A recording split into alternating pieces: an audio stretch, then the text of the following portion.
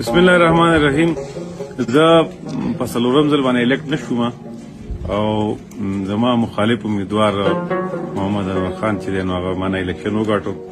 زه ټول نه مخکې هغه ته مبارکبادي پیش کوم او زه د دې عوامو د فیصله په کلاو زړه باندې اکسپټ کوم. په دې سره سره زه پوره پاکستان کې چې د پی ټی آی انډیپینډنټ امیدواران ته کومه کامیابي حاصله شوې ده په هغې باندې د مقتدر حلقونو دا مطالبه هم کوم چې د عوام حق حکمراني تسلیم کړي او هغوی ته د منډیټ ورکړي.